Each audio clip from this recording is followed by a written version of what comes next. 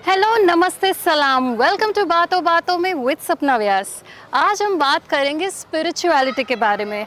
मिलेंगे श्री अनंत पटेल से एंड जानेंगे बहुत ही इंटरेस्टिंग चीज़ें लाइफ के बारे में, स्पिरिचुअलिटी के बारे में, क्या होता है life after death and many more interesting things. उनसे मिले, उनसे बात करें उससे पहले उनके यूट्यूब चैनल्स को भी आप फॉलो कर सकते हैं, सब्सक्राइब कर सकते हैं, जान सकते हैं बहुत सारी इंटरेस्टिंग बातें। उनके चैनल्स है बापूजी दशरथ भाई पटेल, स्पिरिचुअल पॉडकास्ट विद अनंत, परम शांति, मोटिवेशन एंड मेडिटेशन। तो ये तीनों चैनल्स को आप एक्सप्लोर करें, सब्सक्राइब करें। एंड फिलहाल हम बात करेंगे श्री अनंत पटेल से।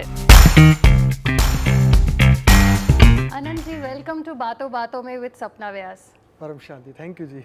आप ने हमारा इनविटेशन के लिए हाँ बोला। आई एम रियली हैप्पी कि आज एक अलग फ्लेवर में बातें होने वाली हैं हमारे इस शो में। So thank you so much once again. Thank you जी। मुझे ये पूछना है आपसे कि बॉलीवुड में अक्सर स्टोरीज में फ्लैशबैक से ही शुरुआत होती है, तो क्यों ना आज का शो भी हम थोड़ा आपके फ्लैशबैक से शुरुआत करें।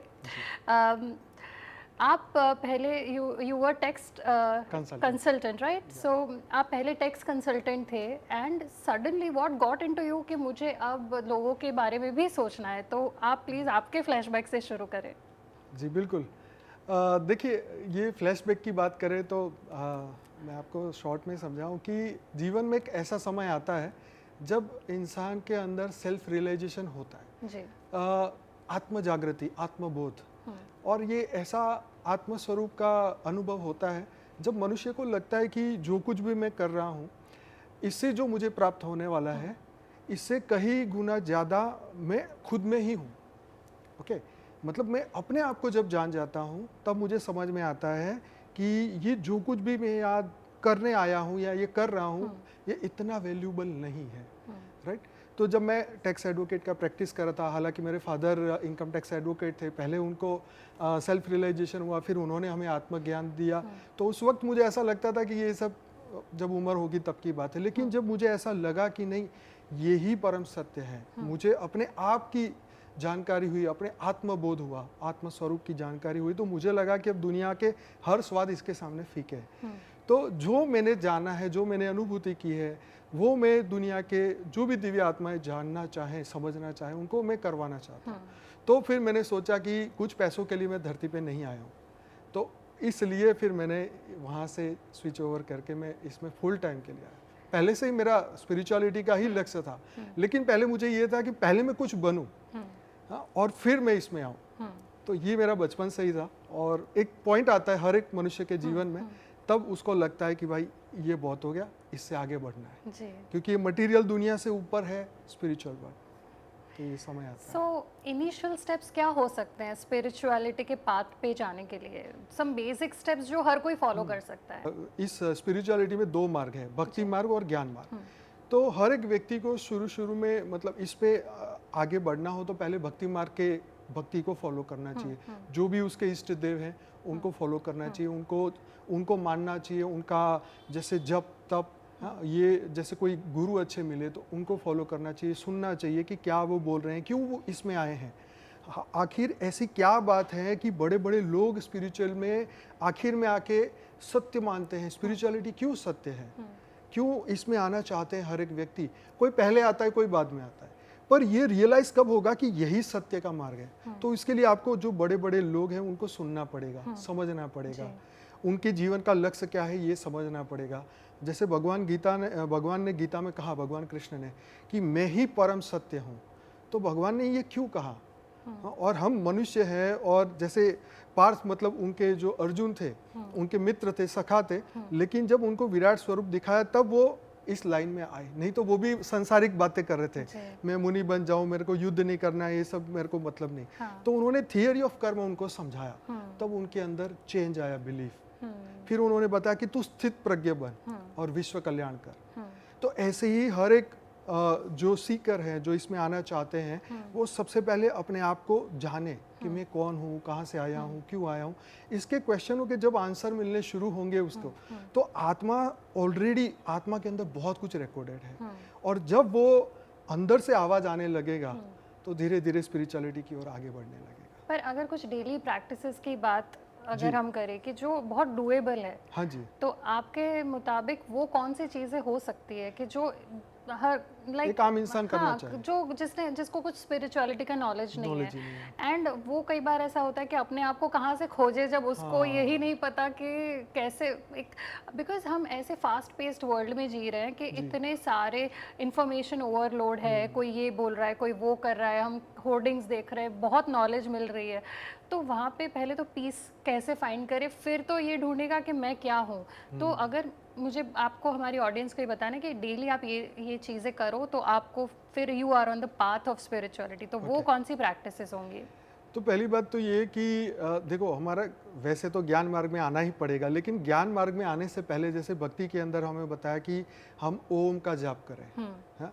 जैसे हम अपने आप को समझे, मन को शुद्ध करने की कोशिश करें कि मन कैसे शुद्ध हो सकता है, कि भगवान के सामने बैठ के उनको समझने की कोशिश करें, ओम का ध्यान करें, उनके बारे में जानने की कोशिश करें, महापुरुषों को पढ़ें, उनके अवतार जब धरती पे हुए तो उन्होंने धरती पे क्यों अवतार लिया, उनका वो राज समझे। हाँ, तो ये धीरे धीरे सुनते रहना पड़ेगा, समझते रहना पड़ेगा, ओम का अभ्यास करें, अपने मन को शुद्ध करने की कोशिश करें, अपने चेतना को समझे, अंतःकरण को समझे, हर दिन कुछ ना कुछ सीखना पड़ेगा, जी, तब जाके जो वो आगे बढ़ेगा। हाँ, लेकिन कहीं से भी शुरुआत करें, कोई भी गुरु, कोई भी, हमारी इतनी सारी दिव्य किताबें हैं, इतने सारे वेद पुराण हिस्ट्री है, कुछ भी उठाएं, लेकिन शुरुआत डेली कुछ पढ़ना पड़ेगा, आधा घंटा लगाना पड़ेगा अपने ऊपर।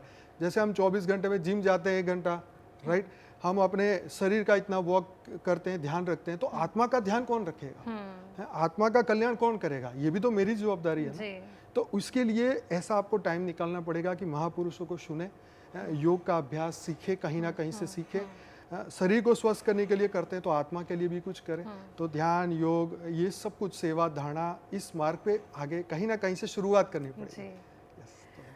ऐसे मूवीज में बहुत दिखाया जाता है कि सोल अपने सोलमेट को ढूंढ लेता है। जब हम नॉवेल्स पढ़ते हैं तो वहाँ पे भी ऐसी स्टोरीज होती है कि you will find somebody who is already, जिसने धरती पर आपके लिए ही जन्म लिया है। तो ये कहाँ तक सच है और आप कैसे देखते हैं इसे? यस, बिल्कुल, ये आजकल ये सोल कंसेप्ट वाला जो है, ट्विन फ्लेम वाला कंसेप्ट है, बहुत चल रहा है, सबके अपने अपने जवाब है, लेकिन अध्यात्म में उसका जवाब है, हमें थोड़ा सा पीछे जाना पड़ेगा कि हर एक व्यक्ति का, जैसे धरती पे 800 करोड़ लोग हैं, उसमें से हमें कितने लोग अच्छे लगते हैं, मुश्किल से 15, 20, 25 जो कि हमारे फैमिली के होंगे या फ्रेंड्स होंगे या कुछ खास ऐसे लोग, तो वो क्यों अच्छे लगते हैं और बाकी के लोगों से कोई लेना देना नहीं। तो यहाँ पे आता है थियरी ऑफ कर्म। तो थियरी ऑफ कर्म हमें बताता है कि हमारे धरती पे अनंत जन्म हुए, पहले तो अनंत बार माँ बाप हुए, अनंत माँ बाप हुए, अनंत घर वाला, घर वाली, बच्चे, इतने सारे रिलेटिव अनंत बार हुए। तो जितनी बार हम इस कर्म बंधन में बनते गए, वही लोग मुड़ मुड़ के हमारे सामने आते हैं, क्योंकि कारण शरीर में सब कुछ रिकॉर्ड है। जब वो सामने आएगा तो अंदर से मन की आवाज आएगी कि भाई ये बंदा मेरे लिए है, राइट। बस आपको अटेंटिव रहना है। हाँ, वो अपने आप ही अंदर से आवाज आएगी। जैसे कई बार क्या होता है कि हम किसी को पहली बार मिलते हैं तो हमें क्या लगता है कि ये तो बेकार बंदा लग रहा है, छोड़ो, इसके पास भी नहीं जाना, इसकी परछाई भी नहीं लेना। और कई लोग ऐसे दिखते हैं, ऐसे होते हैं कि यार इससे मिलना चाहिए सामने से, या वो हमें अच्छे लगते हैं। तो कारण है कर्म बंधन, है ना। तो कर्म बंधन जो हमारे पिछले जन्म में, जो घर वाली जैसे बोलते हैं 7 जन्मों का बंधन, लेकिन ये 7 जन्मों तक लिमिटेड नहीं है, क्योंकि आत्मा की स्टेज थी निराकारी, आकारी और साकारी, मतलब 5 तत्व। पहले हम देवता थे, डेटीज थे, एंजल्स थे, और उससे पहले हम निराकारी थे जब हम परम धाम में रहते थे। तो ये बंधन वहां से आया हुआ है, परम धाम से। लेकिन ये धरती पे अभी आप मानेंगे नहीं, 400 करोड़ साल हुए, ब्रह्मा का दूसरा परार चल रहा है और उसमें कई जन्म हो चुके हैं। हम रियल में उनको ढूंढ ही नहीं सकते कि जो हम पहले थे। तो हमारी थॉट मिलती है, हमारे विचार मिलते हैं, तो हमें धीरे धीरे पता चलेगा कि बाकी तो रिलेशन आजकल अट्रैक्शन से होते हैं, फिर अट्रैक्शन खत्म हुआ, तू कौन मैं कौन, है ना। तो ये अंदर की आवाज़ जो आत्मा की होती है, एक पर्पस लाइफ का होता है, तब वो सोलमेट मिलते हैं। लेकिन बहुत रेयर है ये धरती लोक में, इस कलयुग में मिलना। अच्छा। हाँ, तो बहुत ही मुश्किल है। तो कैसे पता चले कि बस यही है? अब इसके लिए तो मैं आपको यही कहूँगा कि क्योंकि ये अध्यात्म का सब्जेक्ट है, थोड़ा सा आपको समय इसमें लगाना पड़ेगा, समझना पड़ेगा, क्योंकि आपकी फ्रीक्वेंसी, आपकी वाइब्रेशन, आपकी थॉट एक होनी चाहिए। राइट। आपका पर्पस एक होना चाहिए, तो जैसे आप आपके विचार। स्पिरिचुअल हो पर सामने वाला स्पिरिचुअल नहीं है, तो फिर आपको थोड़ा सा वेट करना पड़ेगा। एनलाइटनमेंट हाँ, नहीं है तो उसका टाइम लगता है, हर एक का टाइम लगता हाँ है ना, तो वो टाइम तक आपको वेट एंड वॉच करना पड़ेगा, राइट है ना। तो हो सकता है आपकी जर्नी बहुत स्पिरिचुअलिटी में जल्दी स्टार्ट हो गई, लेकिन उनका अभी थोड़ा समय है। जैसे ज्योतिष के पास जाते हैं तो क्या बोलते हैं कि अभी आपका तो 40 साल के बाद आपका योग है, इस चीज़ का योग है, तो आपको क्या करना पड़ेगा, वेट करना पड़ेगा। तो ऐसे ही ये मैटर भी ऐसी है, ये सब्जेक्ट ही ऐसा है कि वेट एंड वॉच वाली बात है। लेकिन आज का जमाना ऐसा है ना कि छोटी छोटी बातों में लड़ाई झगड़े हो जाते, ईगो। देखो, काम, क्रोध, लोभ, मोह, अहंकार, ये 5 चीजें ऐसी है, ये रियल में एक विकार है, लेकिन हम इसे विकार नहीं मानते। जैसे कोई गुस्सा करता है तो हम बोलते हैं कि बड़ा क्रोधी है। हाँ, अपना बच्चा अगर गुस्सा करे तो हम बोलते हैं ये तो बड़ा गुस्सा है, लेकिन हम खुश होते हैं, देखा मेरा बच्चा है। लेकिन ये गुस्सा उसको आगे जाके भारी पड़ेगा, है ना। तो ये चीजें समझनी पड़ेगी, ये मतलब आध्यात्म में ये चीजें आएगी आगे जी। तो एक इंसान आपके मुताबिक कितने जन्म लेता है? वैसे तो ये अनगिनत हमारे शास्त्रों में लिखा हुआ है कि 84 लाख योनि है, राइट। तो उसमें आत्मा अपने कर्मों के अनुसार नए जन्म लेती है, अलग अलग जगह पे जन्म होता है। कभी वो जानवर भी बनती है, कभी वो देवता भी बनती है, कभी मनुष्य भी बनती है, अपने ज्ञान और अज्ञान के ऊपर डिपेंड रहता है। जैसे देवराज इंद्र थे, तो पूर्व जो इंद्र हुए उनकी वाइफ जो थी शशि उसका नाम था, उसके ऊपर उन्होंने गलत नजर डाली, तो उनको श्राप मिला और 10,000 साल तक अजगर योनि में रहे, राइट। तो देवता भी यहाँ पे जानवर योनि में आ जाते हैं एज पर कर्मा। और फिर वो तपस्या करते हैं, नारद मुनि ऊपर से आते हैं, उनको बताते कि ये सही नहीं हुआ, अब तू सही रास्ता कर, सही रास्ते पे ध्यान योग कर, अपने कर्म बंधन पूरे कर, पाप को नष्ट कर और वापिस तू देवता बनेगा। तो वापिस वो अपनी उसी योनि में जाते हैं। तो हम देवता भी बन सकते हैं, जानवर भी बन सकते हैं, एज पर फ्री विल। भगवान ने बोला तुझे जो बनना है बन। हाँ, कर्म से डिपेंडेंट। हाँ, कर्म के ऊपर डिपेंड है कि तू, तेरी सोच क्या है। और हमारे शास्त्र में लिखा है अंत मते सो गति, मृत्यु के समय पे मनुष्य जो सोचता है वैसी ही उसकी गति होती है। अच्छा। जैसे कोई बहुत ही मतलब जैसे डॉन टाइप का बंदा है, बहुत उसने कत्ल किए, तो जब मृत्यु के समय पे क्या होगा, वो लोग जानवर ही बनेंगे, शास्त्र में लिखी हुई बात है, क्योंकि उन्होंने पूरी जिंदगी बुरा कर्म किया है। तो क्या होगा, उनकी गति बुरी होगी। यहाँ तो हम किसी को हर्ट करते वो भी विकर्म बनता है ना। तो जो इतने कत्लेआम करते हैं तो वो तो फिर जानवर योनि में जाते हैं। तो उसको थियरी ऑफ कर्म का नॉलेज नहीं था, इसीलिए बुरे कर्म करता रहा और किसी ने रोका नहीं, है ना। इसीलिए कर्म के हिसाब से उसकी गति होती है। तो कभी वो देवता, कभी जानवर, और भगवान ने हमको फ्री विल दी है, तुझे जो बनना है बन, तेरे हाथ में है। लेकिन हमारी वासना इतनी प्रबल है कि नहीं, मैं तो पूरी दुनिया को अपने मुट्ठी में कर लूंगा। हाँ, तो अगर जन्म होते ही रहते हैं तो what is life after death then? Yes, भूत प्रेत योनि है, मतलब 84 लाख योनि में ये सब कुछ है, भूत है, प्रेत है, विषाप है, मतलब बहुत कुछ है। जैसे मैंने बोला ना कि इस समय पे धरती पर देवता, दानव, यक्ष, किन्नर सभी धरती पे आए हुए हैं। तो हमारी अकॉर्डिंगली, हमारी फ्री विल के अनुसार, हम जो कर्म करते हैं उसके भोग के अनुसार हम भूत प्रेत भी बन सकते हैं। अज्ञान स्थिति में जाएंगे, जैसे मान लो किसी का 1,000 करोड़ की प्रॉपर्टी है, ठीक है, अब वो मर गया और उसकी इच्छा वहीं पे रह गई। तो शास्त्रों में तो लिखा है कि जो इस तरीके की लोभ में मरता है वो सांप बन के अपनी प्रॉपर्टी पे चौकड़ी मार के बैठता है। हाँ? कोई अपने बच्चों के मोह में रह गया तो अगले जन्म में वो सुअर बनेगा। शास्त्र की लिखी हुई बात बता रहा हूँ। तो जो हमारे अंदर है वही हमारी गति होगी। अच्छा, कोई कहता है मुझे तो भगवान राम या कृष्ण के सिवा मुझे कोई चाहिए ही नहीं, तो वो विष्णुपुरी जाएंगे, राइट। वहाँ पे राम को मानेंगे तो साकेत लोक में जाएंगे, विष्णुपुरी में जाएंगे तो वहाँ पे विष्णु को प्राप्त करेंगे, कृष्ण को गोलोक में प्राप्त करेंगे। तो ये पूरा 7 लोक ऊपर और 7 लोक नीचे, पूरी पृथ्वी 14 लोक की बनी हो, और इसमें ही आत्मा की गति होती रहती है। कभी ऊपर जाती है, फिर इच्छा होती है तो जन्म ले लेती है कि मैंने 1000 करोड़ की प्रॉपर्टी छोड़ी तो मैं क्यों ना जन्म लूँ। तो फिर जब मौका मिलता है तो वो अपने ही पूर्वजों के घर में फिर आ जाता है। तो यानी ये समझ सकते हैं कि मृत्यु से डरना नहीं चाहिए, क्योंकि मृत्यु तो देखो डरने की बात ही नहीं, जो परम सत्य उसे डरो ही क्यों, पहली बात है। जीवन मिला है तो मृत्यु भी निश्चित है। भगवान राम, कृष्ण सबकी मृत्यु हुई, तो फिर मनुष्य क्या चीज है। अवतार भी धरती पे आए तो उन्होंने भी शरीर छोड़ा है। तो मृत्यु डरने वाली नहीं, ये तो ट्रांजिशन पीरियड है, उसके बाद आपको क्या करना है। इसलिए हमारे बड़े क्या बोलते थे कि अपने परलोक को सुधार, राइट। मृत्यु के बाद ही परलोक आएगा ना। तो स्वर्ग में जाना है तो कर्म करो। आज इतना दान पुण्य क्यों हो रहा है दुनिया में, इसीलिए ना कि आत्मा की अच्छी सदगति हो, मन शुद्ध हो, स्वर्ग मिले। अखबार में आता है ना, फलाना व्यक्ति स्वर्गवासी हो गए। तो स्वर्ग का कंसेप्ट है, स्वर्ग और नर्क सब कुछ है यहाँ पे। सो मैंने कहीं पढ़ा था कि एक इंसान की जब मृत्यु हो जाती है उसके बाद भी थोड़े मिनट तक उनका दिमाग हाँ, रहता रहता है। है, लाइक वो उनको भी पुराना लाइफ का सब दिखता है या हाँ, मृत्यु के समय पे पूरा साइकिल घूमता है। हाँ, तो जी, उसके जी, बारे में आप क्या बताएंगे? ये बात सच है कि जब मृत्यु का समय आने लगता है तो मनुष्य को रियलाइजेशन हो जाता है कि अब मैं जाने वाला हूँ, और उस वक्त उसकी उस जीवन की पूरी जर्नी उसके सामने आती है। अच्छे बुरे कर्म उसके सामने आते हैं, जो कुछ भी उसने किया है सब कुछ उसके सामने आता है, और फिर उस वक्त वो लाचार हो जाता है कि अब मैं कुछ कर नहीं सकता, मेरा समय खत्म हो गया। तो ये बिल्कुल सच है। जैसे इंसान, हम मेडिटेट कर सकते हैं, हम बहुत सारी चीज़ें इम्प्रूव कर सकते हैं, पर आज अगर देखा जाए तो एआई वो हर एक हमारे डेली लाइफ के हर एक एरियाज में आ चुकी है। The technology is there. तो क्या आपको क्या लगता है कि स्पिरिचुअलिटी में भी एआई का कुछ हो सकता है? जैसे हम मेडिटेट करते हैं वैसे जी। कुछ सम कोई सॉफ्टवेयर या कुछ हमारी टेक्नोलॉजी कुछ कर दे हमारे लिए?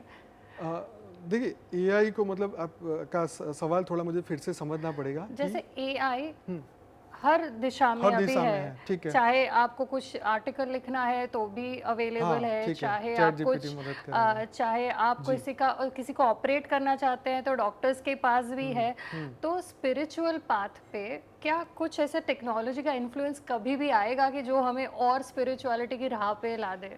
देखिए, सबसे बड़ी बात है कि एआई जो है हमारे माइंड को इफेक्ट करता है, पहले समझो, क्योंकि स्पिरिचुअलिटी में माइंड चाहिए। हाँ। माइंड से फिर हम शरीर का इस्तेमाल करते हैं, ठीक है ना। शरीर का इस्तेमाल पहले विचारों में आता है कि मैं ये कर्म करूं, ये मैं वॉक करने जाऊं, तो पहले विचार आता है, तो विचार शरीर को बनाता है। मन से, मन का असर शरीर पे आता है। अब भगवान कृष्ण ने क्या बोला है कि शरीर से श्रेष्ठ है मन, मन से श्रेष्ठ है बुद्धि, और बुद्धि से श्रेष्ठ है आत्मा। तो पार्थ आत्मा की चिंता कर। तो एआई जो है, जो हमारे ऊपर इफेक्ट कर रहा है, वो हमारे मन पे कर रहा है। मान लीजिए आज हम ऐप देख रहे हैं, इंस्टाग्राम देख रहे हैं या यूट्यूब देख रहे हैं, तो बस देख ही जा रहे हैं। अब हमारा जैसा मन है वैसी कंटेंट हम देख रहे हैं। हाँ। अब एआई क्या कर रहा है कि तुम कैसे हो ऐसा ही तुम्हारे सामने चीजें ला रहा है, आपकी सर्च हिस्ट्री को पकड़ के वही चीजें लेके आ रहा है। तो अगर हम स्पिरिचुअलिटी में आगे बढ़ रहे हैं तो एआई आपको स्पिरिचुअल वाले कंटेंट लेके आएगा, वो प्रोग्राम है। तो एआई का खुद का दिमाग तो नहीं है, वो आपके दिमाग को पढ़ के आपको आगे का रास्ता दिखाता है, लेकिन चॉइस आपके पास में है, फ्री विल आपके पास में। ये चीज मेरे सामने आई, इसको देखूं या ना देखूं, हमेशा फ्री विल भगवान ने हमें सबको दिया कि भाई आखिर में तुम्हारे पास फ्री विल है, तुम जो चाहो वो करो। भगवान, यही सबसे बड़ी गॉड गिफ्ट है सबको, कि फ्री विल से ही हम अपना नेक्स्ट कर्म कर सकते हैं, अपनी चॉइस कर सकते हैं। आपने फ्री विल की बात अभी भी की, पिछले एक जवाब में भी की, पर अनफॉर्चुनेटली ये फ्री विल ही लोग एक्सरसाइज नहीं कर पाते हैं। तो उसका गलत इस्तेमाल कर रहे हैं, है ना जी। तो मैंने again I was reading something on the internet, तो वहाँ पे मैंने पढ़ा कि टाइम ट्रैवल भी एक कंसेप्ट है। कि कई लोग ये भी क्लेम करते हैं कि मैंने टाइम ट्रैवल किया हुआ है। जी, जी, तो आपको क्या लगता है ये मुमकिन है? बिल्कुल, क्योंकि देखो ये ब्रह्मांड लाइव है। जैसे हमारा एक ब्रह्मांड है, 14 लोकों का ब्रह्मांड है, ऐसे अनंत ब्रह्मांड है, राइट। हमारी एक बुक है लाइफ इन मल्टीवर्स, उसके अंदर ये सब चीज़ हमने, हमारे बापूजी ने, मेरे फादर बापूजी दशरथ भाई पटेल, उन्होंने ये पूरा ज्ञान दिया और ये बुक उन्होंने ही हमें लिखवाई। तो ये पूरा मल्टीवर्स जो है, ये पूरा अनंत ब्रह्मांड जो है, ये एग्जिस्ट करते हैं, वहाँ पर जीवन है। और हमारा एक वीडियो है सोल जर्नी का, तो आत्माएं सोल जर्नी करते करते अनंत ब्रह्मांडों से होते होते इस वक्त धरती पर आई हुई है। तो उसकी आत्मा में सब कुछ रिकॉर्डिंग है, तो आत्मा में जो रिकॉर्डिंग है उसी हिसाब से वो बोलेगा। आप आई बात समझ मेरी, कि मनुष्य वाकई में वो मंगल पे रहता था, तो धरती पे जब भी उसका जन्म होगा तो उसकी पुरानी रिकॉर्डिंग्स यादें ताजा होगी। और इसके पीछे सूक्ष्म जगत का भी हाथ है। सूक्ष्म जगत मतलब एलियंस कहो, भूत प्रेत कहो, दिव्य आत्मा कहो, पापात्मा कहो, ये सबका ये सूक्ष्म जगत है, और वहीं से सबको इंस्पिरेशन मिल रही है। आप सोचिए कि आज अभी 2 दिन पहले एक न्यूज़ आई कि सूर्य 10 मिलियन सेंटीग्रेड गर्मी पैदा करने वाला एक तत्व को कौन से एक देश है, उन्होंने इस तत्व को ढूंढ लिया, और सूर्य की जितना, सूर्य से भी ज़्यादा गर्मी पैदा उन्होंने 8 मिनट तक वो गर्मी पैदा करके दिखाई। 48 सेकंड तक वो गर्मी करके दिखाई।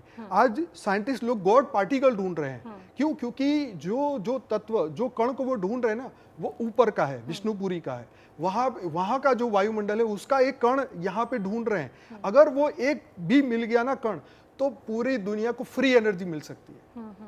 इतना कुछ साइंस अभी डेवलप हो रहा है, लेकिन स्पिरिचुअलिटी को ये भूल रहे हैं। मतलब सूक्ष्म जगत उनको इंस्पिरेशन दे के ये करवा रहे हैं, एलियंस उनको दे इंस्पायर्ड करके ये टेक्नोलॉजी दे रहे हैं कि तुम दुनिया के भला के लिए ये चीजें लाओ, नहीं तो पेट्रोल का धुआं खा खा के हम सब यहाँ धरती लोक के मनुष्य जा। सो एलियंस होते हैं? डेफिनेटली है, पूरे सब साइंटिस्ट मानते हैं।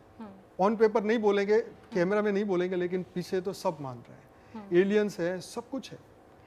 जैसे आज के जनरेशन को देखा जाए तो youth rat race and spirituality, because youth को बहुत सारे ड्रीम्स है, उनको बहुत अचीव करना है, और उसके साथ ही साथ एक मान लीजिए एक रैट रेस चल रही है कि मेरे से आगे कोई निकलना नहीं चाहिए, मैं 16 घंटे काम करूंगा, 18 घंटे काम करूंगा, मैं ये कर दूंगा, वो कर दूंगा। और इन भाग दौड़ में स्पिरिचुअलिटी, तो ये प्रैक्टिकली कैसे इन तीनों चीज़ों को लिंक कर सकते हैं? देखिए, सबसे पहले तो मनुष्य को अपने जीवन के लक्ष्य को पकड़ना चाहिए कि मैं धरती पे पहले तो क्यों हूँ। जब आपको ये पता चल जाए कि मैं अनंत जन्मों से यही कर रहा हूँ, जन्म लिया, पढ़ाई लिखाई की, शादी हुई, बच्चे हुए, उनको सेट किया, उनके भी बच्चे हो गए, उनको भी सेट किया, फिर आखिर में मर गए। जिसको ये रियलाइजेशन हो जाता है कि ये तो एक ट्रैप है। अंडरस्टैंड? हमारे शंकराचार्य कहते हैं कि ब्रह्म सत्य जगत मिथ्या। अगर ये जगत मिथ्या है और मिथ्या में अगर आप सुख ढूंढ रहे हो तो मिलेगा, लेकिन आभासी सुख। मुर्ग जल आप समझते हैं ना, कि दूर हाईवे पे दूर जाते हैं तो हमें लगता है कि पानी है, लेकिन वहां जाके देखो तो कुछ नहीं है। तो हमें भी सुख भी ऐसे ही दिखाई दे रहा है कि मुझे ये डिग्री मिल जाए तो मैं सुखी, मुझे ये लड़की शादी हो जाए तो मैं सुखी, मेरे को पैसा मिल जाए तो मैं सुखी। लेकिन वहां जब पहुंचता है फिर क्या होता है? एक और नया इच्छा, कामना फिर पैदा हो जाती है। तो लक्ष्य जब तक आपका सेट नहीं होगा तो हम इसी में ही फंसेंगे। हमें शांति कहाँ मिल सकती है? परम धाम में। परम शांति परम धाम में है, और यहाँ पर मनुष्य के पास आज शांति भी नहीं है। आप समझ रहे? तो शांति की हर एक व्यक्ति खोज करता है। आप बोलते हैं कि मुझे अगर इतना पैसा मिले तो मैं तो शांति से रहूं और अपना लाइफ को एंजॉय करूं, लेकिन वो शांति कितनी दूरी पर है? अपने भीतर है। हमारा आत्मा का स्वरूप है सत्य चित्त आनंद स्वरूप, लेकिन हमें कोई बताने वाला नहीं है। हमारे भीतर है शांति, हम बाहर खोज रहे हैं। इसलिए क्या बोलते हैं, हम 24 घंटे में से मान लो 8 घंटे सोते हैं तो बाकी के 16 घंटे हम बाहर की दुनिया को देख रहे हैं। लेकिन आत्मा, जो आत्मा अजर अमर अविनाशी, जो अनंत सूर्यों की शक्ति से भरपूर है, उसको तो हम देख ही नहीं पा रहे, उसको तो हम महसूस नहीं कर पा रहे, उसके बारे में जान नहीं पा रहे। तो फिर जो देख रहे हो उसको सत्य मानोगे तो क्या होगा? गलत फहमी हो जाएगी ना, भटक जाएंगे।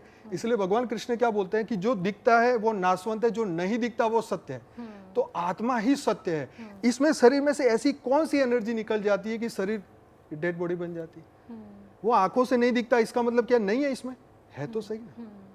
तो उसको कैसे जाने? जब आपको ये पता चल जाएगा कि मैं ही वो चैतन्य आत्मा हूँ, शुद्ध आत्मा हूँ, परम पवित्र आत्मा हूँ, तब मैं क्या करूंगा? जैसे मुझे रियलाइजेशन हो गया, मैं अपने कर्म बदलना शुरू करूंगा, अपनी सोच बदलना शुरू करूंगा, तो मैं रेट रेस से अपने आप ही बाहर हो जाऊंगा। मेरे को समझ आ गया कि ये लोगों को तो अभी अनंत जन्म लेने हैं, पर मैं तो यहाँ का हूँ ही नहीं, धरती लोक का नहीं हूँ, तो फिर ऊपर जाऊंगा ना भगवान के पास। तो हमारी चॉइस है, हमारी फ्री विल है कि मैं रेट रेस में लगा रहूं या कुछ समय बाद इससे निकल के आत्म जागृति की ओर, मोक्ष की ओर जाऊं। साइंस और spirituality, will they ever go hand in hand? कि ऑलरेडी आपको लग रहा है कि नहीं, science and spirituality are some way connected? क्या मानना है आपका? दोनों एक सिक्के की दो ही बाजू है, कोई पीछे नहीं है। मैंने आपके शो में यही बात क्यों कही कि सूर्य से 10 गुना ज्यादा गर्मी पैदा करने वाला तत्व ढूंढ रहा है। और अच्छा, मैंने आपको ये बोला कि आत्मा के अंदर अनंत सूर्यों की शक्ति है। अभी तो मैं एज ए ह्यूमन बोल रहा हूँ, पर मेरे अंदर वो शक्ति नहीं है, ह्यूमन बॉडी में शक्ति नहीं है, पर आत्मा में अनंत ब्रह्मांड उन्होंने पैदा किए हैं, है ना। तो आत्मा जो, मतलब मैं बार बार आत्मा पे आ रहा हूँ, सॉरी, पर ये समझाना चाहता हूँ कि साइंस ने अभी आत्मा को नहीं ढूंढा है ना। तो साइंस सर्च कर रहा है, लेकिन वो अध्यात्म को साथ में नहीं रखता। लेकिन आप निकोला टेस्ला हो या बड़े बड़े जो साइंटिस्ट है, अगर उनका मृत्यु के समय की अगर आप स्पीच सुनेंगे ना, तो कहीं ना कहीं वो गॉड से कनेक्टेड थे। उन्होंने यही बातें बोली है कि मैंने तो इस जीवन में बहुत कुछ भौतिक जगत की चीजें ढूंढी, लेकिन ये शरीर को कौन चलाने वाला था वही नहीं ढूंढा। तो उनकी भी खोज रहती है, तो उन्होंने बोला कि अगर मुझे अगला जन्म मिलेगा ना तो मैं यही करूंगा। सो उसी से मुझे ये पूछना है कि do gods really live with us? God है, बिल्कुल है। निराकारी रूप में परम धाम में रहते हैं, आकारी रूप में अपने विष्णुपुरी में रहते हैं, हमारे भगवान शिव है कैलाश धाम में रहते हैं। यस, डेफिनेटली वो है, लेकिन हमें रियलाइजेशन नहीं है ना। जैसे आप भूत प्रेत को मान सकते हो तो क्या भगवान को नहीं मान सकते? जब भूत प्रेत हमारे साथ रह सकते हैं तो भगवान क्यों नहीं? हम इतनी इमेजिनेशन इसमें लगा रहे हैं तो हम ये भी तो सोच सकते हैं कि भगवान हर पल मेरे साथ है। जो ये व्यक्ति मान ले, जैसे हम लॉकेट पहनते हैं इसलिए कि भगवान मेरे साथ है, ये रियलाइजेशन के लिए ना। तो अगर हम ये चीज मेंटली एक्सेप्ट कर ले कि हर पल मेरे साथ है वो भगवान, तो फिर आपका जीवन आनंद से भर जाएगा, परम आनंद से भर जाएगा। फिर आपको दुख नहीं लगेगा। नरसिंह मेहता हुए, इतने बड़े महापुरुष हुए, इतने दिव्य आत्माएं हुए, उन्होंने दुख को दुख समझा ही नहीं। कैंसर हुआ बड़े महान पुरुषों को, तो भी उन्होंने उसको दुख नहीं समझा। ये तो सिर्फ थियरी ऑफ कर्म के हिसाब से मेरे कर्म बंधन सामने आए, मेरे को तो मुक्त होना है। राजा परीक्षित को 7 दिन बाद सांप काटने वाला था, तो भी वो मोक्ष प्राप्त किया सिर्फ 7 दिन में, तो अध्यात्म की वजह से। तो ये कहने का मकसद है कि साइंस हमें मदद कर रही है अध्यात्म की ओर बढ़ने के लिए। आप हर साइंटिस्ट को पढ़िए, वो गॉड पे ही कनेक्टेड आके खत्म होगा। कुछ 2-4 है जो नहीं मानते, बाकी सभी मानते हैं। तो हमें जो साइंस को फॉलो करते हैं, मैं बार बार साइंस को इसलिए साथ में लेके आता हूँ क्योंकि साइंस वाले ही जल्दी समझेंगे अध्यात्म को। जी। सो अगर किसी को अपने कर्म इम्प्रूव करने इस जन्म में, तो कौन से आपने स्पिरिचुअलिटी की बहुत बात की, आपने बताया कि कैसे स्पिरिचुअलिटी के पाथ पे चला जा सकता है, पर अगर हमें कर्म अपने इम्प्रूव करने तो उसकी डेफिनेशन या उसके कोई नॉर्म्स क्या, जैसे हर चीज में एक होता है ना एसओपी होता है कि इतना फॉलो कर लो आपको ये मिलेगा। बिल्कुल, तो what is the SOP for good karmas? देखो, गुड कर्म का सबसे पहला शुरुआत होती है मन से, क्योंकि मन में ही विचार आते हैं। ठीक है, मन में भावना पैदा होती है, मन में एक भाव पैदा होता है। कोई गरीब है तो हमारे मन में आया कि चलो इसे कुछ दे दो, या इसको भूखा है तो खाना खिला दो, तो हमारे हिसाब से ये अच्छा कर्म है, एक गुड कर्म है। तो हमें पहले थियोरी ऑफ कर्म को सीखना पड़ेगा, समझना पड़ेगा कि अच्छे कर्म क्या है, कर्म, अकर्म और विकर्म, ये 3 चीज को समझे। भगवान कृष्ण ने अर्जुन को ये कहा कि भाई वो कह रहा है कि मैं तो भाई भागना चाहता हूँ यहाँ से। उन्होंने कहा कि भगवान मैं इस रास्ते पे चलते चलते बादलों की भांति छिन्न भिन्न हो गया तो मेरा क्या होगा? तो भगवान बोलते हैं कि जो शुभ कर्म करता है वो कभी भी अधोगति को प्राप्त नहीं होता। तो हमें भगवान के शब्दों पे विश्वास रखना होगा। और अच्छे कर्म, अच्छे विचार, अगर हम किसी की मदद नहीं कर सकते तो अच्छा तो सोच सकते हैं ना कि उसका कल्याण हो, विश्व का कल्याण हो, सबको परम शांति मिले, मैं एकदम शांत में हूँ, शांति में हूँ, परम शांति में हूँ, विश्व में परम शांति हो रही है। तो हमारे पूर्वज, हमारे जो अच्छे दिव्य आत्माएं थी, महापुरुष थे, ये हमें सिखा के गए कि आपको हर पल अच्छा सोचना है, क्योंकि सोचने से वाइब्रेशन बढ़ता है। वाइब्रेशन हमारे घरों में होता है। जैसे किसी के घर में जाते तो लड़ाई झगड़े हुए तो जाते ही पता चल जाता है कि भाई यहाँ कुछ पंगा हुआ है ना। और शांति वाली जगह पे जाते तो खुद बोलते हैं अरे कितनी शांति है यहाँ। तो वो वाइब्रेशन का खेल है, सोच का खेल है।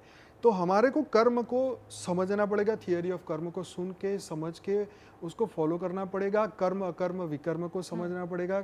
हम भगवान की याद में जब कर्म करते हैं तो वो हमें बंधन करता नहीं होते।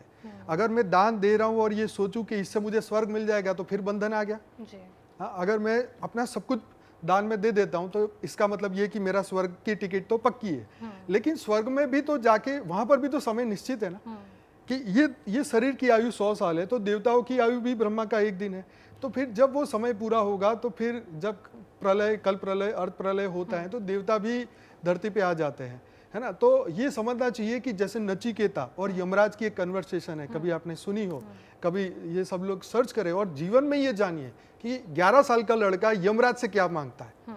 हाँ, तो हमें समझ में आएगा कि थियरी ऑफ कर्म रियल में क्या है। भगवान शॉर्ट में अगर आप बता सके कि क्या मांगते हैं। तो उन्होंने क्या बोला कि 11 साल का लड़का बाय मिस्टेक वो ऊपर चला जाता है। तो शॉर्ट में बता रहा हूँ, नहीं तो वैसे लंबी स्टोरी है। तो वो जाके यमराज को पता चलता है कि मेरी गलती से ये लड़का 3 दिन यहाँ भूखा प्यासा बैठा रहा यमपुरी पे और वो अंदर मुझे नहीं मिल सका। तो उसके बदले में वो बोलते हैं कि तू वापिस चला जा। वो 3 चीजें उसको वरदान देते हैं कि तू वापिस चला जा, तेरे फादर तेरे से गुस्से थे क्योंकि उसके फादर ने बोला मैं यम को इसे दान दे रहा हूँ, नचिकेता को, तो इसलिए वो आ गया ऊपर। तो कहता तेरे फादर अब तेरे से खुश हो जाएंगे, मतलब तेरे से नाराज नहीं होंगे। तो उसके फादर ना बूढ़ी गायों को दान में दे रहे थे, तो उसने बोला कि क्या बूढ़ी गायों को दान में दे रहे हो, देनी हो तो अच्छी दो। तो उसके फादर को गुस्सा आया, तो कहता चल तेरे को यम को ही दान कर देता हूँ। तो फिर उन्होंने उसको बोला कि जा तेरे फादर तेरे से अब दुखी नहीं होंगे, नाराज नहीं होंगे। फिर उसने कहा कि लड़के ने बोला मुझे लाइफ आफ्टर डेथ का ज्ञान दे दो। तो उसने बोला भाई ये तो पॉसिबल नहीं है, ये तो सबको नहीं मिल सकता, क्योंकि देवताओं को भी ब्रह्म ज्ञान नहीं है, तो मैं तुझे कैसे दे दूं ये ज्ञान। तो फिर उसने कहा कि इसके बदले में क्या चाहिए। कहता मैं तुझे पूरी दुनिया का राज्य दे दूंगा। तो उसने बोला मैं क्या करूंगा पूरी दुनिया का राज्य लेके। उसका देखो चेतना की अवस्था देखो, उसकी हाईएस्ट लेवल ऑफ कॉन्शियसनेस थी। उसने कहा मुझे नहीं चाहिए दुनिया का राज, क्योंकि ये जो कुछ भी आप दोगे ये तो खत्म होने वाला है। मैं तो जो चाहता हूँ परमानेंट, मैं अनंत काल का सुख चाहता हूँ, और आप मुझे कह रहे हो कि धरती का राजा बन जा, 1 लाख साल तक मजे कर, ये कर, जो तुम्हें चाहिए सब कुछ दूं। लेकिन यमराज से वो माना ही नहीं। फिर आखिर में वो ज्ञान उन्होंने निकलवाया और समझा। तो जो थियरी ऑफ कर्म को समझता है उसको पता चल जाता है कि ये जो कुछ भी मुझे मिल रहा है ये टेम्पररी है, कुछ पल के लिए। जैसे एक बंदे को मर्सिडीज की लॉटरी लग गई, मिल गई गाड़ी, 15 साल का रजिस्ट्रेशन है, 10 साल चलाई बढ़िया, फिर उसने नया मॉडल देखा तो उसने कहा चलो इसको भंगार में दो, फिर एक नई ले लो, या 15 साल हो गए तो अब तो स्क्रैप वैल्यू हो गई। तो ये सब टेम्पररी है। आज जो कुछ भी आप देखते हैं कि गरीब इंसान जो है अमीर बन जाता है, अमीर गरीब बन जाता है, तो ये क्यों होता है? ये थियरी ऑफ कर्म के हिसाब से। किसी की लॉटरी लगी करोड़ की, वो खुश हो गया, लेकिन वो टिकट ही ना मिली, टिकट खो गई, फिर क्या होगा?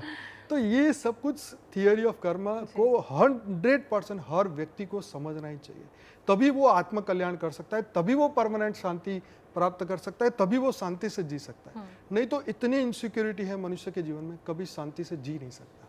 कल क्या होगा, हाँ मेरे इसका क्या होगा, मेरे बच्चे का क्या होगा, उसके फ्यूचर का क्या होगा। अरे भाई हर व्यक्ति अपने कर्म लेके आया है, तुम क्या कर सकते हो? कुछ नहीं कर सकते। आज माँ बाप बेबस है, पैसे है लेकिन बच्चे सुनते नहीं है, क्या करेंगे बताओ? अच्छे विचार आपने दिए होते तो आज वो तुम्हारी सुनते। आपने थियरी ऑफ कर्म बचपन में सिखाया होता तो समझ जाते कि भाई मैं अगर माँ बाप की सेवा नहीं करूंगा तो मेरे बच्चे भी मेरी नहीं करेंगे। सही बात है ना? तो ये बचपन से सिखाने वाली बातें हैं। जैसे हमने अभी बात की कि बहुत ही नॉइज़ है आजू बाजू, चाहे वो एडवर्टीजमेंट्स ले लीजिए, चाहे इवन हम इतने मीडिया अब 24 घंटे फ़ोन पे लगे हैं, तो कुछ ना कुछ एब्जॉर्ब करे ही जा रहे हैं। तो इसमें अपने आप को कैसे जाने and why is it so important? अपने आप को जानना क्यों इतना ज़रूरी है? देखो भौतिक जगत में हमें जैसे कहते ना ये तो बहुत लोभी इंसान है, ये तो बड़ा क्रोधी इंसान है, ऐसे हम अपनी एक राय बनाते हैं अपने खुद के लिए। अपने मन में ये चीज होती है कि मेरे अंदर क्या है, कामी क्रोधी लोभी मोही अहंकारी में कौन हूँ? मैं तो किसी की सुनता नहीं हूँ। ऐसे 100 लोग आ जाए बोलते हैं ना, अरे पुलिस आई तो क्या हुआ, देख लूंगा उसे। तो ईगो हमारा बहुत हाई है। तो हमने अपनी एक इंप्रेशन बना के रखी है कि मैं तो बस, मेरे सामने कोई बोल नहीं सकता, नहीं तो कहाँ से कहाँ पहुंचा दूंगा। राइट?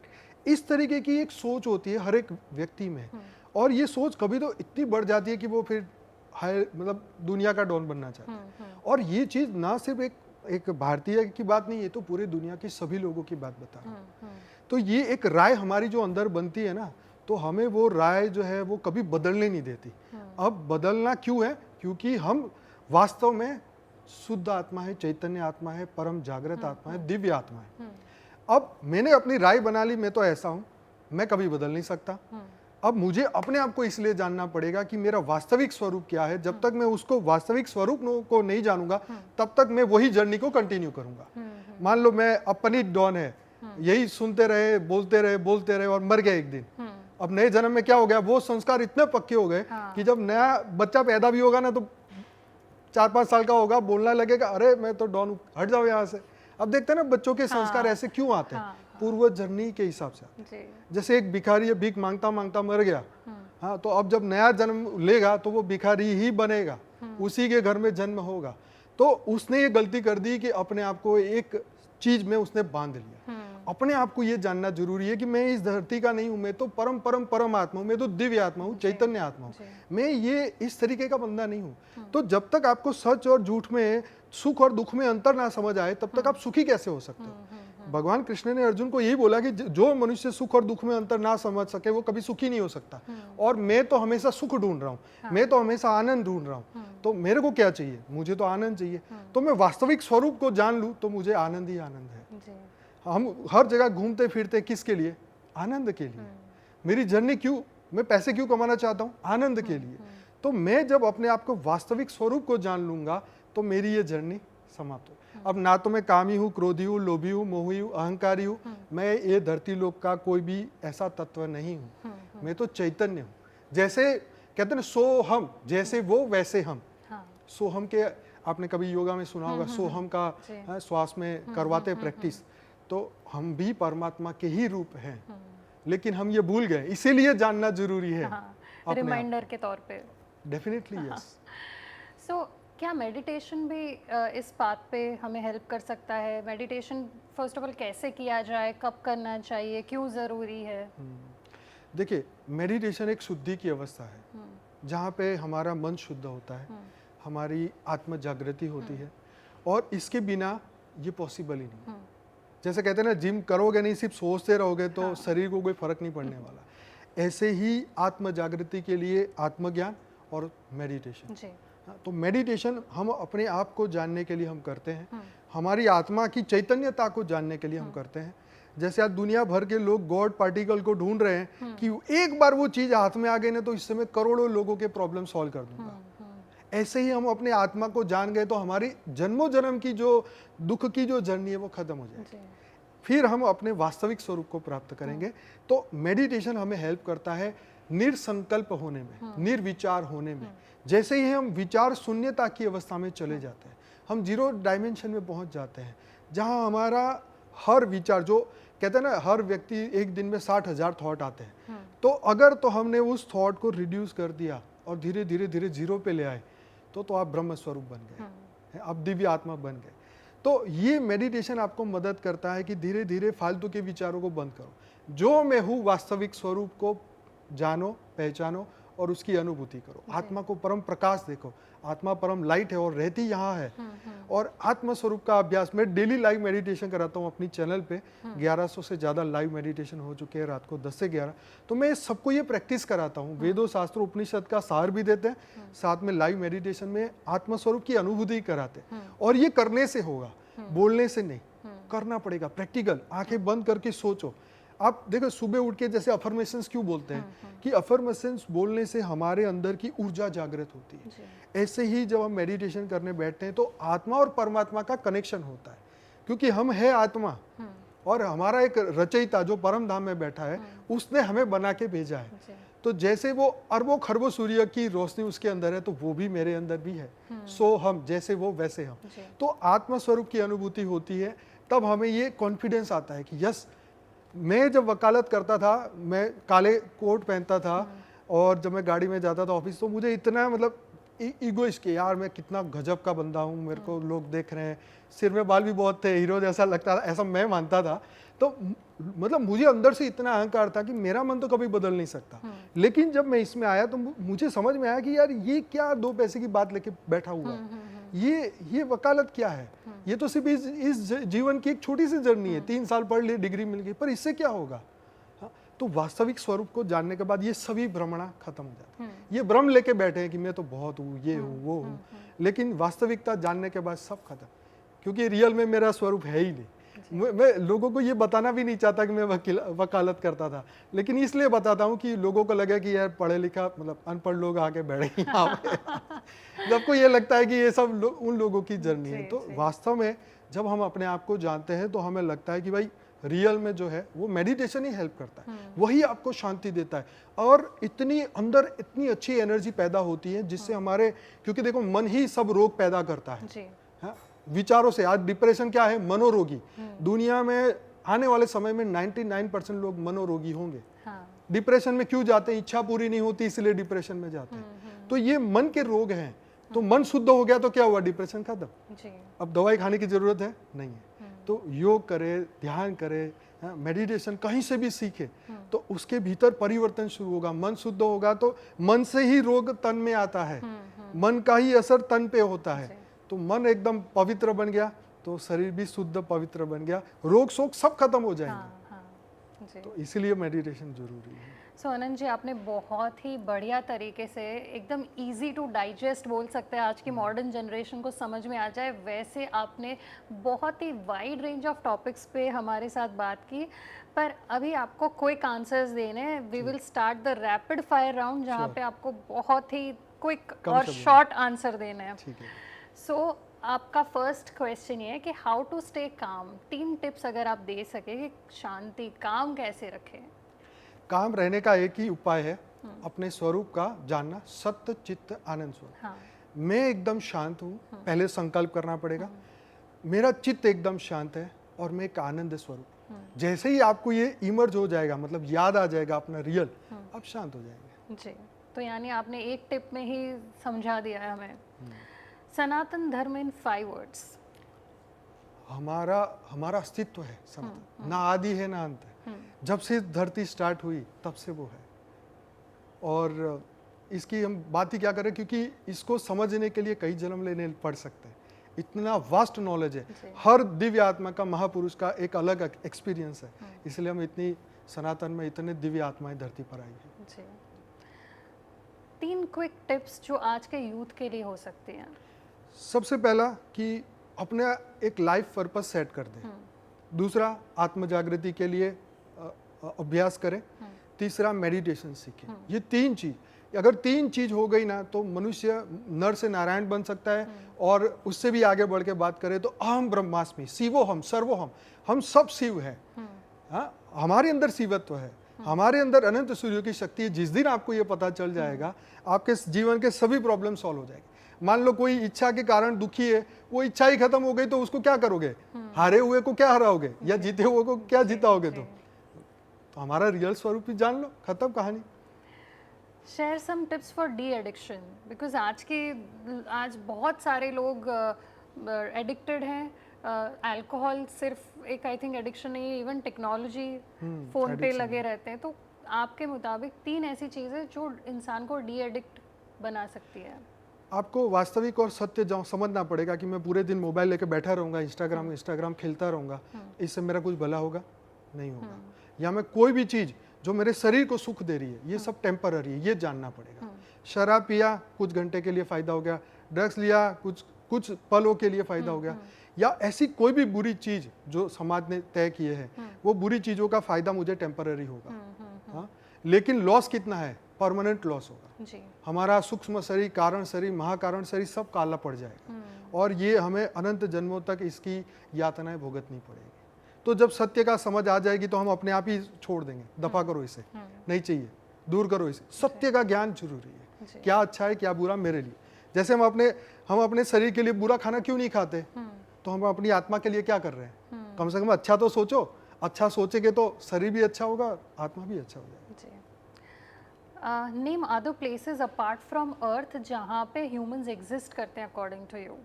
ह्यूमन एग्जिस्ट करते हैं तो ऐसी अनंत पृथ्वियां हैं। हाँ। अनंत पृथ्वियों पे ह्यूमन एग्जिस्ट करते हैं, भले उनके तत्व थोड़े अलग अलग हैं, लेकिन हमारा जो ऊपर के लोक है वहां पर आत्मा है। देखो, ह्यूमन का मतलब आप समझो 5 तत्व, लेकिन जब हमारा शरीर नहीं होता तो हम 3 तत्वों में होते हैं, आकाश, वायु और अग्नि।